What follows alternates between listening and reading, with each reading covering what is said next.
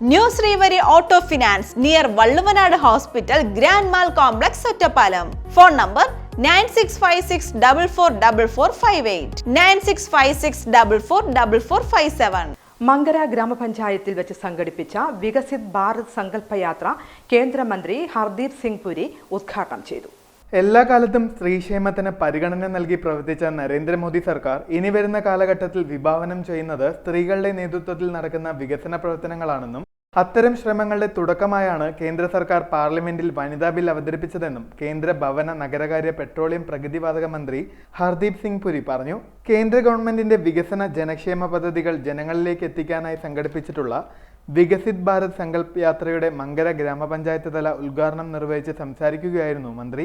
2014 ഒന്നാം BJP സർക്കാർ അധികാരമേൽക്കുന്നതിന് മുൻപ് ഇന്ത്യയിൽ 14 കോടി മാത്രമായിരുന്ന ഗ്യാസ് കണക്ഷൻ നിലവിൽ 32 കോടിയായെന്നും നേരത്തെ ജനങ്ങൾക്ക് സർക്കാർ പദ്ധതികളെ കുറിച്ചറിയാൻ സർക്കാരിലേക്ക് ഇറങ്ങിച്ചെല്ലേണ്ട സ്ഥിതിയാണെങ്കിൽ നേരെ മറിച്ച് ഇന്ന് കേന്ദ്ര സർക്കാർ ജനക്ഷേമ പദ്ധതികളുമായി ജനങ്ങളിലേക്ക് ഇറങ്ങിച്ചെല്ലുകയാണെന്നും കേന്ദ്രമന്ത്രി ഹർദീപ് സിംഗ് പുരി വ്യക്തമാക്കി. You needed to know a member of parliament or an MLA, or you needed to bribe somebody to get a gas connection. You know, I was young a very long time ago, so you can say a lot of time has elapsed since then. But even in 2014, before Modi ji became Prime Minister, there were only 14 crore gas connections in the country. Today, after 2014, by the end of 2023, we had over 32 crore connections. In 2014, we had 14 crore connections, and today we have over 10 crore Ujjwala connections. And the difference between Modi ji's development model and the others is you don't have to go here. The government, the adhikaris, the officers, the companies, oil companies, they are coming to you to find out, are you a beneficiary of one of these schemes? If you are not, they will enroll you and make you a beneficiary.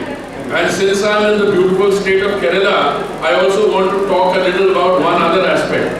And after an entire 9 years of women-centered development, the Prime Minister has now moved to women-led development.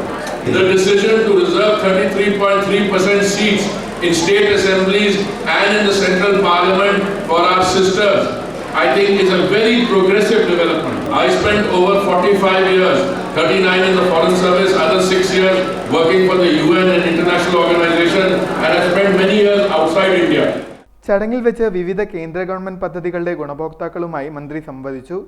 കേന്ദ്ര government പദ്ധതികളുടെ ഗുണഭോക്താക്കൾ പദ്ധതികൾ സംബന്ധിച്ച വിവരങ്ങൾ കൂടുതൽ പേരിലേക്ക് എത്തിക്കാൻ പരിശ്രമിക്കണമെന്ന് ഗുണഭോക്താക്കളുമായുള്ള മുഖാമുഖം ചർച്ചയ്ക്കിടെ മന്ത്രി പറഞ്ഞു. ഉജ്ജ്വല യോജന, NULM, PM സ്വനിധി എന്നിവ ഉൾപ്പെടെ വിവിധ കേന്ദ്ര ഗവൺമെന്റ് പദ്ധതികളുടെ ഗുണഭോക്താക്കൾ തങ്ങളുടെ അനുഭവങ്ങൾ പങ്കുവച്ചു. ഗ്യാസ് കണക്ഷൻ കിട്ടുന്നതിന് മുന്നേ വിറക് ഉപയോഗിച്ചാണ് ഞാൻ പാചകം ചെയ്തിരുന്നത്.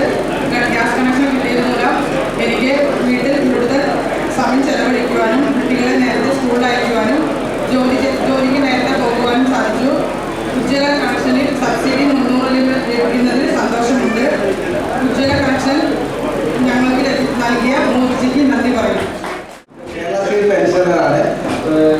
ചെവി കേൾക്കില്ല.